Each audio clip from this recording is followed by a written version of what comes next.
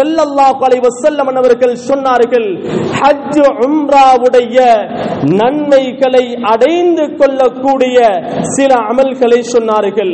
அதுதான் ஸல்லல்லாஹு அலைஹி வஸல்லம் அவர்கள் சொன்னார்கள், மன் ஸல்லல் கதாத ஃபீ ஜமாஅ, யார் சுபுகுடைய தொழுகையை இமா ஜமாஅத்தோடு தொழுது அந்த சுபுகுடைய தொழுகைக்கு பின்னால் சும்ம கஅத, அவர் அதே இடத்திலே உட்கார்ந்திருந்து சூரியன் உதயமாகும் வரைக்கும் உட்கார்ந்திருக்கிறார், குர்ஆன் ஓதுகிறார், திக்ர் செய்கிறார், நல்ல நல்ல காரியங்கள் செய்கிறார், சூரியன் உதயமாகும் வரைக்கும் அதே இடத்திலே உட்கார்ந்திருந்து பின்பு 2 ரக்காத் சுன்னத் தொழுகிறார்.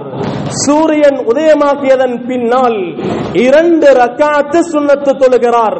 ஸல்லல்லாஹு அலைஹி வஸல்லம் அவர்கள் சொன்னார்கள், காஜிரி ஹஜ்ஜத்தின் வ உம்ரா, அவருக்கு ஒரு ஹஜ் செய்த நன்மையும் ஒரு உம்ரா செய்த நன்மையும் கிடைக்கும் என்று சொன்னார்கள். அருமை நாதர் ஸல்லல்லாஹு அலைஹி வஸல்லம் அவர்கள் கண்ணியத்துக்குரியவர்களே, ஆச்சரியமான ஹதீஸ் தான். ஒவ்வொரு நாளும் அமல் செய்யலாம். ஸல்லல்லாஹு அலைஹி வஸல்லம் அவர்கள் சொன்னார்கள், தாம்மத்தின் தாம்மத்தின் தாம்மா, ஹஜ் உம்ரா செய்து வந்தவருக்கு எப்படி கூலி கொடுக்கப்படுமோ அது போன்று பூர்த்தியான கூலி கொடுக்கப்படும் என்று சொன்னார்கள் ஸல்லல்லாஹு அலைஹி வஸல்லம் அவர்கள்.